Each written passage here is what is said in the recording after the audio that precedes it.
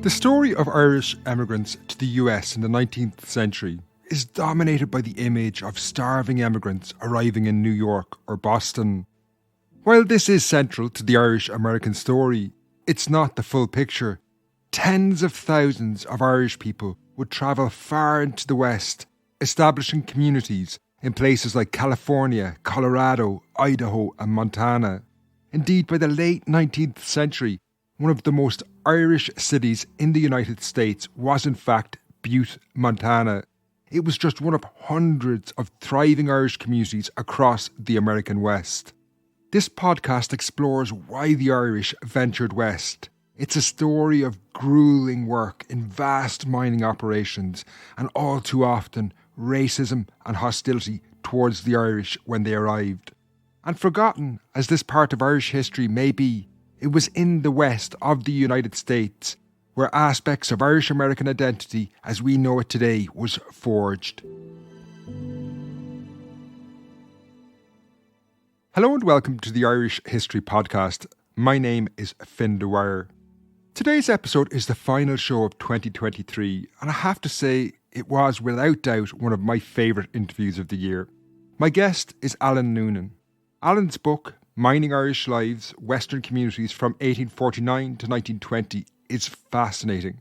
It not only explores a forgotten history of the Irish in the American West, but it has so much more. It's a story of workers in conflict with ruthless mining companies, immigrants facing racism and distrust, and how against all the odds, a thriving Irish community emerged in the far west of America. I have links to Alan's book in the show notes. You can get a copy there. I know you'll find this episode really intriguing, and on Friday I'm going to start a Patreon discussion to hear your thoughts on what you made of it. So if you're descended from people in the American West, or if you feel I left something out in this episode, or you want to talk about any aspect of today's show, you'll find that discussion on Friday at patreon.com/Irish podcast. I have a link to that in the show notes below. Given that this is the last episode of 2023, I want to say thanks to everyone for tuning in throughout the year. It's certainly been a hectic 12 months on the show with the release of A Lethal Legacy, A History of Ireland in 18 Murders. You can find this in all good bookshops and on Audible. Over the last few weeks, I've been making some plans for 2024. I'll give you a proper rundown of what's coming next year in January. But two big items so far is a series on the Troubles, and then later in 2024, a major series on the 1798 rebellion. Lastly, before we begin, I just want to wish you and yours a Merry Christmas and a Happy New Year. Sound on today's show is by Kate Dunley.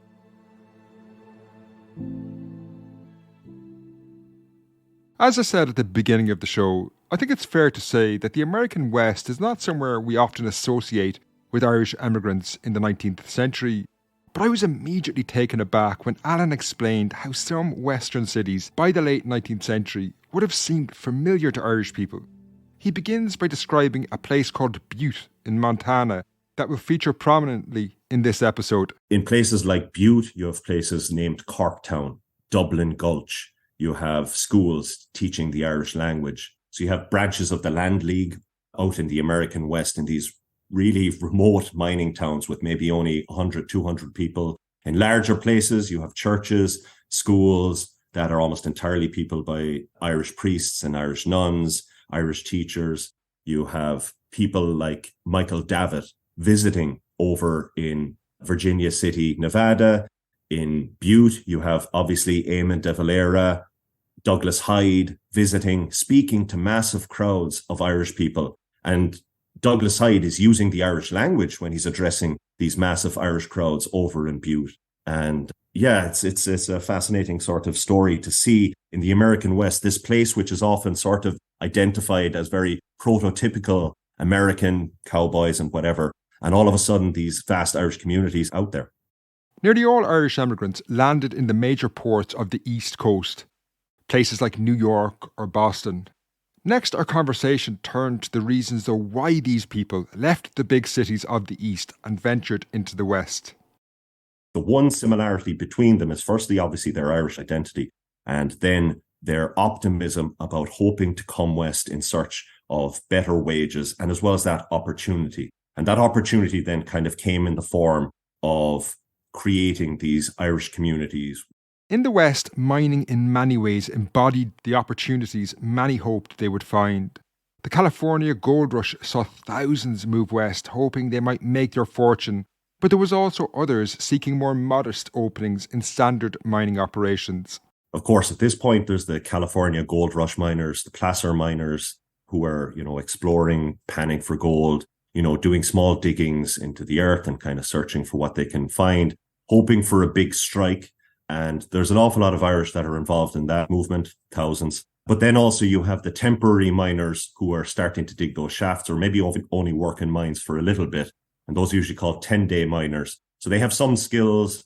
They're working away as well. Some Irish emigrants with experience of working in mines back in Ireland could find well-paying jobs in the West. Also that other category of miner as well called the hard rock miners or the skilled miners. And a lot of people who are doing mining studies or history of mining in America kind of think that the Cornish miners, who are kind of classically known as the very good miners in America, were the only category of hard rock miners. But that's not true. An awful lot of Irish who would have had experience in either the Allies mines of West Cork or the Bunmahan mines in Waterford would be arriving over to America with those skills. And so they could occupy that skilled position of shift boss or manager within those mines. Now, the actual numbers that we're talking about, we're only able to really get accurate figures by the 1880s for the numbers of Irish that are mining and their children as well who are mining. We're talking about almost 9,000 in the American West and over 13,000 Irish and the children of the Irish born working in mines in the American West.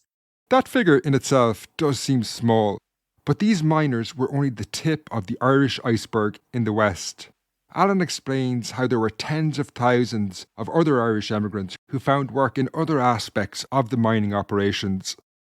There are tens of thousands of other Irish workers who would be classed as labourers, who would also be working in the mines either as muckers or working as part of the sort of infrastructure of mining throughout this region. So it's a much more diverse cast than just one occupation. Sometimes we either think of them in this one singular category of, being the fellas digging at the rock face, or sometimes we think of them in terms of the California Argonauts, the placer miners, but they were in all sorts of different categories.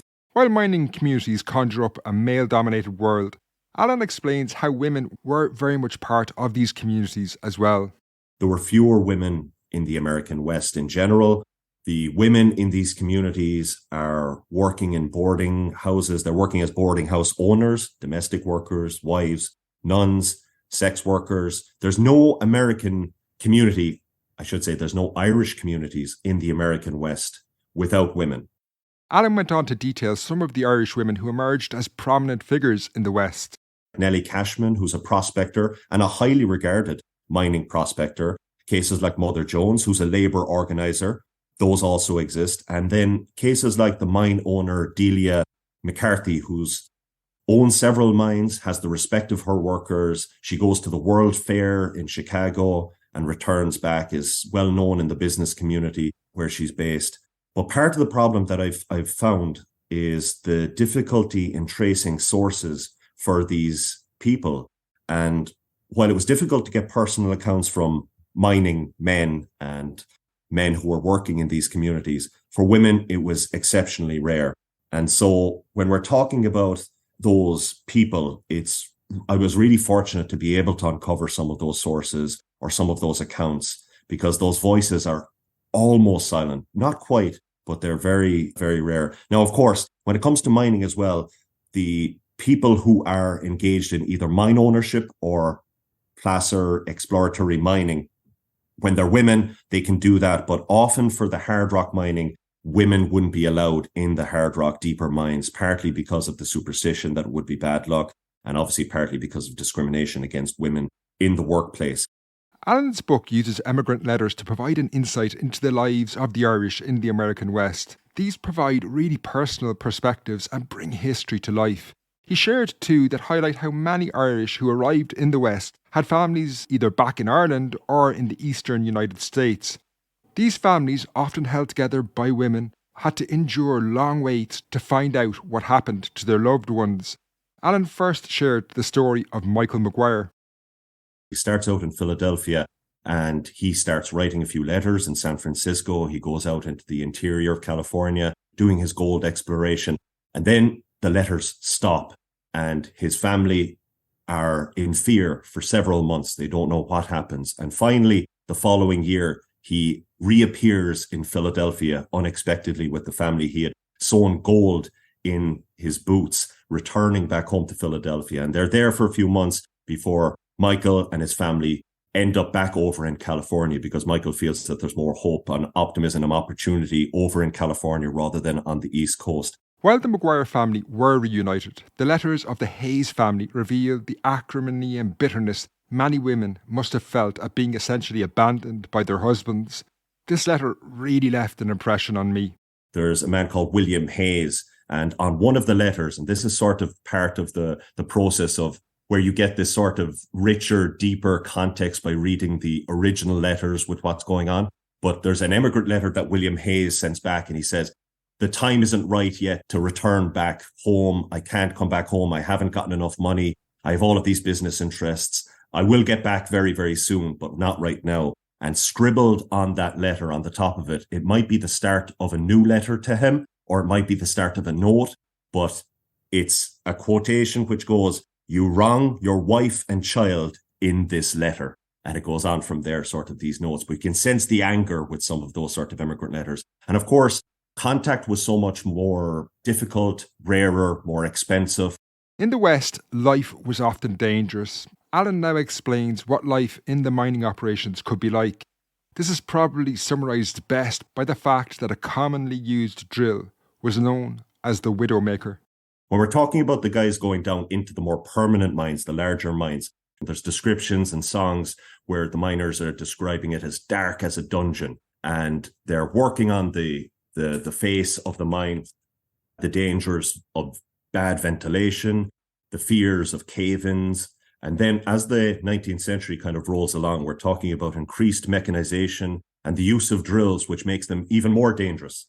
And the drills in the 1880s that they start using are nicknamed Widowmakers, because the dust that is kicked up by using this machinery in the bowels of the earth, hundreds of feet down into the earth on the rock, kicks up this dust and damages and scars their lungs. They call it silicosis.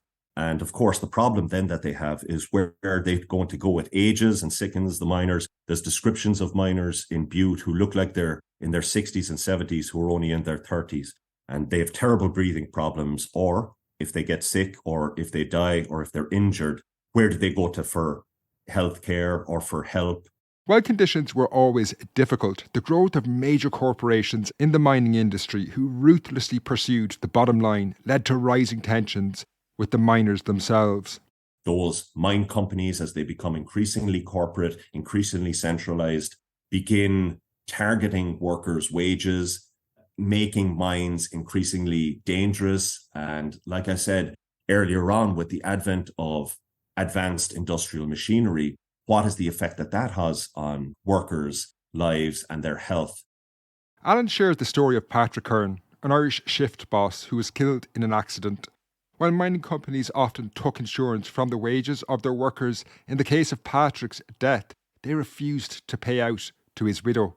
So, for example, in Idaho, you have the shift boss, Patrick Curran, Irishman. He dies with two others in a mining accident, and the company are refusing to pay out to the widow on his death. And in the company records, we can see them writing to each other, and their quotation about her is, "She held out for more than we thought we should pay." And so what ends up happening is unions, fraternities, and also Catholic institutions like hospitals start acting as healthcare systems for the miners. And often when they're striking, they're actually advocating for the use of these other systems of care because they can't trust the mining companies, who are in effect using either company stores or these company insurance policies to take more money out of the pockets of the workers.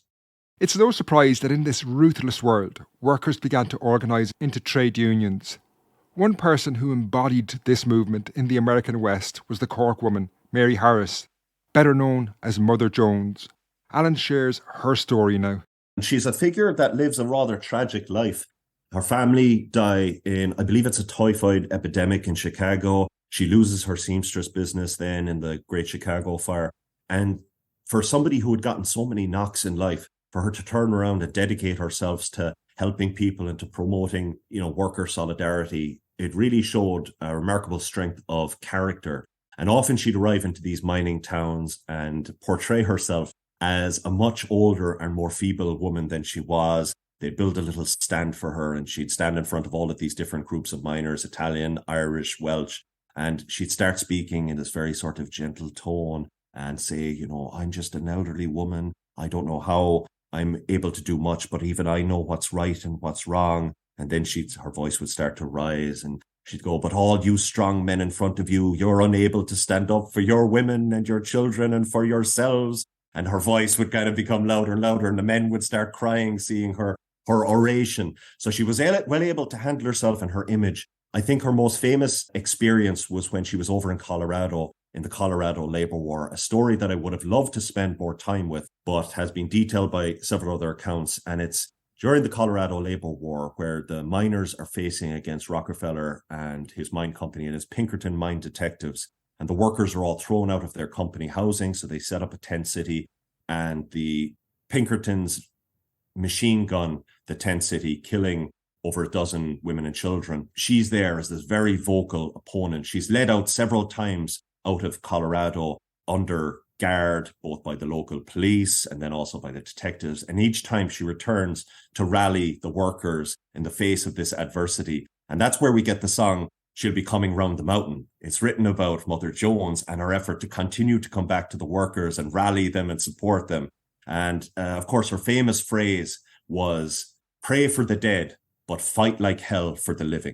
And that's sort of her encapsulation of her perception. She always railed against this early 20th century perception of the way a lady should act or ladylike. And instead she said, I want nothing to do with ladies. I want only firebrands. She was a very strong advocate for labor and was responsible in a major way for the early parts, the beginnings of labor rights, including the end of child labor in the mines.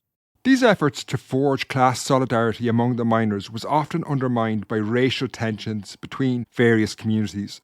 Alan expanded on this, beginning with a strike in Idaho that saw the Irish forge links with Cornish miners at the expense of others.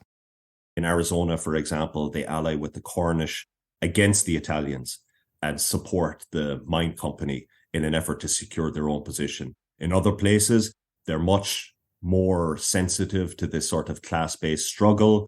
In Leadville in Colorado, for example, we have conversations between the union organizers, the Irish union organizers, and others within the organization, various other ethnic groups, Swedish, Cornish, and the detectives, either Pinkerton or Thiel detectives, are listening in and they're writing back in their reports about the fractiousness between these various communities in their effort to create this larger working class solidarity. And the mine companies themselves know that there are these fractures and they start promoting them, trying to encourage them to ensure that that broader labor solidarity doesn't emerge. And so people like Mother Jones, who adopts a Welsh identity, is Cork born and still completely an advocate for worker solidarity, broader based worker solidarity, finds her job cut out for her when she comes over to these American Western mining towns and is facing opposition and difficulty in facing down the mining companies. And then, like I said, those various fractures between the other groups. Our discussion on these labour conflicts led into a much broader conversation on how the Irish as a community were treated. I found this absolutely fascinating. Alan begins by explaining how the Irish were treated on their arrival in the West. The Irish arrive over to the American West and they start forming their communities. There's a great degree of hostility against them. In the early decades, it's crystallized amongst vigilante organizations, which often target the Irish, and there are several violent encounters. In the latter part of the decades, you're talking about mine companies organizing and arming groups to intimidate either the mine workers as they're striking or to intimidate the Irish American communities in various areas. Alan went on to expand on where this animosity towards the Irish emerged from. The perception of the Irish at the particular time was also this idea that they were subversive, and they were subversive because of their identity. They were subversive because of their religious affiliation, Catholicism. They were often seen by groups as being what you could consider the bad immigrants, right? Much in the same way that today people consider a good immigrant or bad immigrant. Well, back then in the mid-19th century, the Irish were definitely falling into the bad immigrant category, primarily, again, like I said, because of those identities and affiliations that they simply refused to drop. And for them, this whole idea was tied into this sense of self-respect, really. In this environment, the Irish often saw their trade union struggles as a struggle for self-respect in a world where many despised and distrusted them. Alan explores this idea of how labour conflicts were bound up in this notion of broader self-respect by sharing this letter between two mine managers talking about an upcoming strike. There's a letter written by a mine manager in Montana, and he's communicating with another mine manager in northern Idaho in the Coeur d'Alene region. And the organization, the unions, are almost entirely peopled by the Irish, who have now brought the Italian immigrants in as allies within this broader union organization. But the mine manager writes to his friend in Idaho, and he says about the upcoming strike, he says, "I sincerely hope that you will teach the Irish a lesson they will soon not forget." This idea of imposing, punishing the Irish for their allegiance and their efforts to create their own self-respect within these new communities that they've built. While we are getting a bit sidetracked, I found this conversation really interesting, just about the emergence of Irish American identity in the West. Before we move on from this, I just want to share one other story Alan brought up that is a good example of how the Irish were distrusted. This actually dates from the late 1910s, when the US president at the time, Woodrow Wilson, made a pretty notorious speech in Arizona directed at the Irish. One of the anecdotes that has always stuck with me is Woodrow Wilson, very late stage, in the late 1910s, just after the First World War, when he's organizing his League of Nations. He's speaking to a group of miners in northern Arizona. And Woodrow Wilson was always this very strong advocate for this singular vision of white Anglo-Saxon Protestant. That was what you had to be American. And speaking to this group in front of him, the Irish Americans are kind of jeering him. And he shouts out to the miners assembled in front of him, and he says, "Any man carrying a hyphen in his pocket is carrying a dagger to stab into the vitals of the American Republic." And when you hear something like that, Woodrow Wilson knows exactly who he's talking to. He knows exactly what he means by it. And it's a very definite statement on the sorts of difficulties that these Irish communities have, not simply in existing out in this American West frontier, and it's industrial, but it's still a sort of frontier, an emerging frontier, but also sort of questions that they have with regards their definition of what American industrial society should look like, what America itself should look like. Irish immigrants pose these questions to America, saying, we can be loyal to the American identity, but does American identity accommodate us? The racism and distrust that defined the Irish-American experience in the West was not universal. In places like Butte, Montana, the Irish were very much in the ascendancy. Alan now explains how this came to pass. Butte emerges because of the influence of Marcus Daly. And Marcus Daly, a Cavan-born man, ends up over in the American West, was originally a sort of mining scout for a company, and he arrives into Butte and sees the vast wealth of this hill, which is almost entirely copper, very, very rich copper ore. And he starts buying up properties. And then over time, as he starts his mining business, becomes known as a man who will hire the Irish at a very good wage. And it enables the creation of this very, very strong Irish community. The local priest in Butte was a guy called Father Brosnan.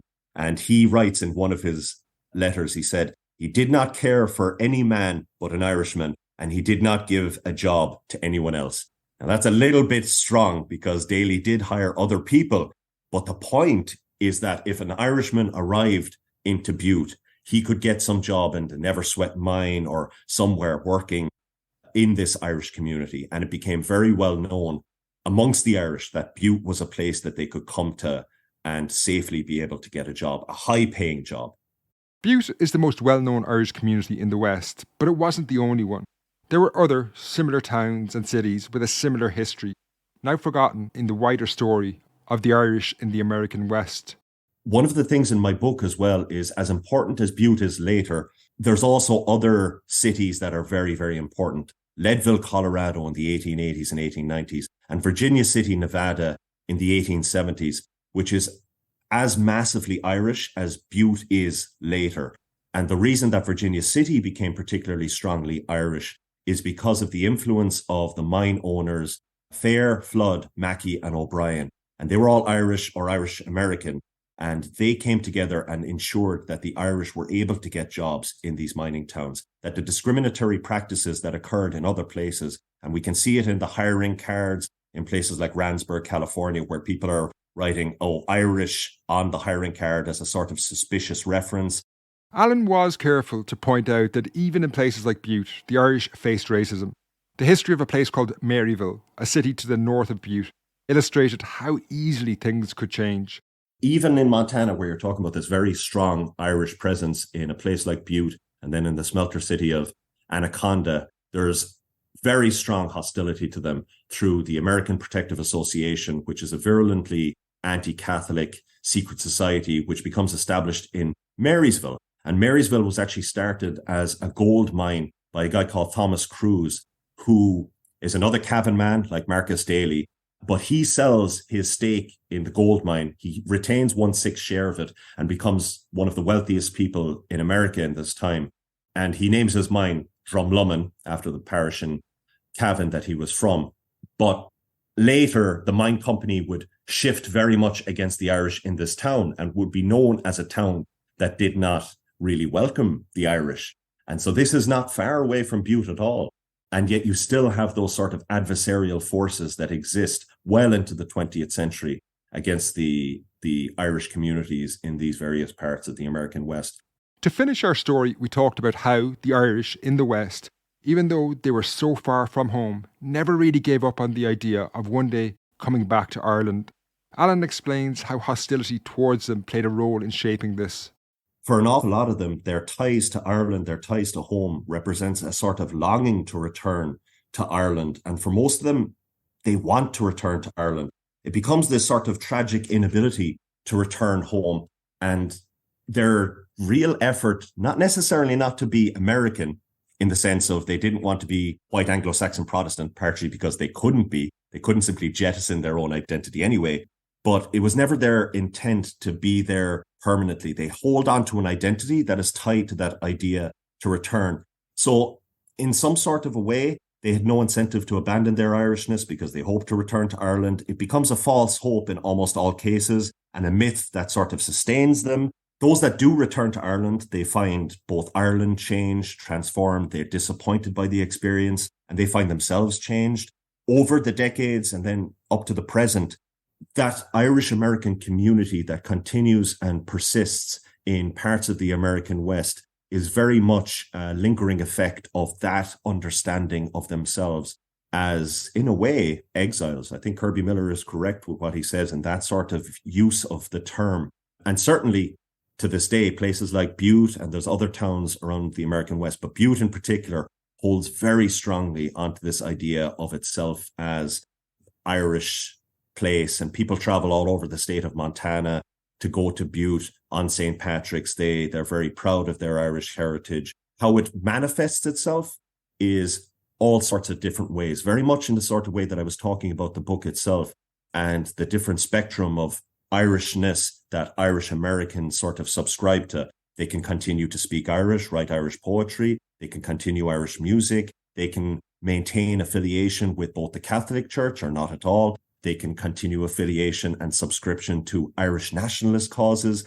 And that very much continues all the way through the generations and manifests, again, like I said, in different ways. That whole Irish American identity is a much broader spectrum than I think people in Ireland realize, and has all sorts of different levels and degrees. And again, I suppose manifestations is possibly the best word, far beyond what we kind of caricaturize them as. And often in Ireland, we're very good at saying we're caricaturized as Irish people, but we unfortunately do it sometimes as well in the other direction. And so the complexities of the relationship and that identity, Irish America, I think hopefully my book goes sort of some way towards representing that and maybe understanding the complexities behind that in a setting that people might not necessarily realize has these burgeoning, blossoming Irish American communities.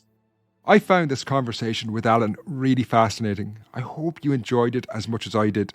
I'll be kicking off that discussion about the show on Patreon with some of my thoughts on Friday. I'd love to hear what you think. You can find that at patreon.com/Irish podcast. As I say, I'll start that on Friday.